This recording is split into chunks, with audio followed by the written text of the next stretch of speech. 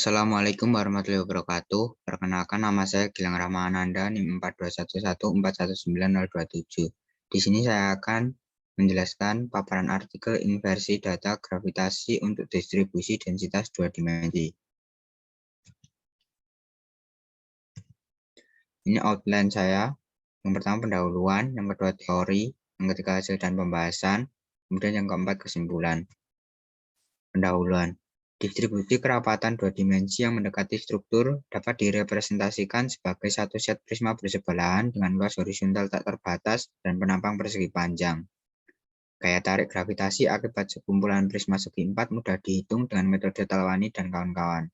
Representasi distribusi densitas ini kondusif untuk penentuan numerik model densitas dari data gravitasi yang diamati karena linear terhadap densitas. Banyak peneliti telah menjelaskan metode otomatis gravitasi dan interpretasi magnetik. Prosedur yang dilakukan adalah menentukan badan poligonal secara iteratif yang menghasilkan anomali gravitasi teoritis yang cocok dengan data yang diamati. Solusi diperoleh dengan metode kuadrat terkecil atau dengan optimasi nonlinier. Teknik-teknik ini terkadang mengalami konvergensi yang lambat. Yang kedua, teori. Gambar 1. Gaya tarik gravitasi G dari sebuah benda dua dimensi bersisi N dengan menggunakan notasi gambar 1 diberikan oleh rumus 1.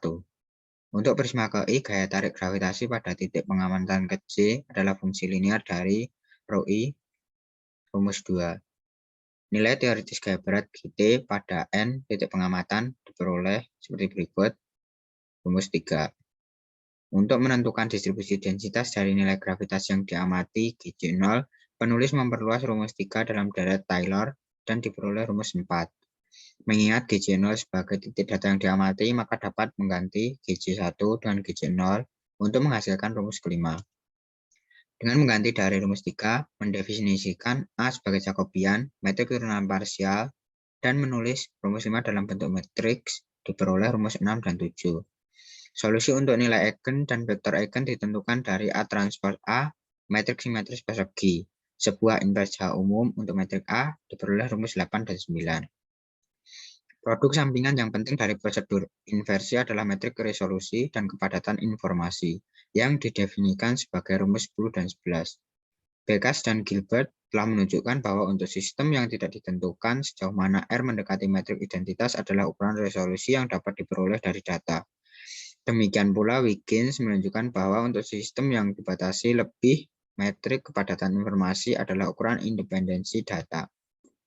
Prosedur pemodelan yang digunakan yaitu sekumpulan prisma segi empat dengan kerapatan bervariasi ditetapkan sebagai pendekatan pertama untuk distribusi kerapatan dua dimensi. Gravitasi teoritis dan turunan parsial dihitung dengan metode Talwani dan prosedur inversi diterapkan secara iteratif. Model densitas yang diperoleh dengan inversi kemudian diinterpretasikan dan mengasumsikan hubungan yang sesuai antara densitas dan jenis batuan untuk menentukan kontak geologis. Yang ketiga, hasil dan pembahasan. Gambar 2. Distribusi kepadatan menunjukkan bahwa data gravitasi yang paling penting untuk menyelesaikan model kepadatan yang diperoleh di ujung profil dan langsung di atas tubuh.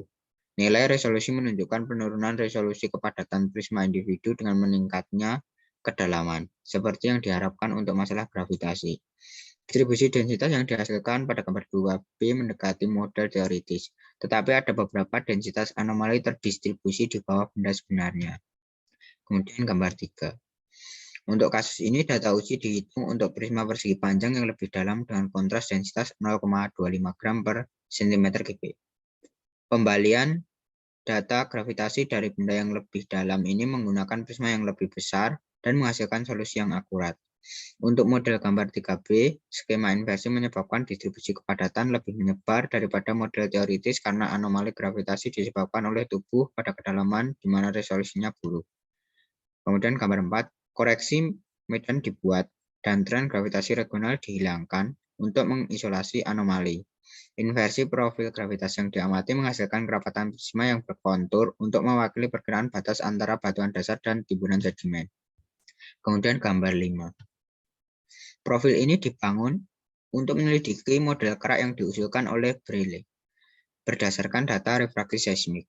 Data seismik menunjukkan bahwa kerak menebal 5-10 km pada jarak sekitar 40 km sebelah timur batas fisiografis yang memisahkan provinsi Basin, Danreng, dan Middle Rocky Mountains. Model yang diperoleh menggambarkan diskontinuitas. Model ini konsisten dengan penebalan kerak dari provinsi Basin, Danreng, hingga Middle Rocky Mountains. Kemudian gambar 6. Profil ini membentang dari daerah kontinental yang stabil melintasi wilayah pesisir Texas ke geosinkline Pantai Teluk.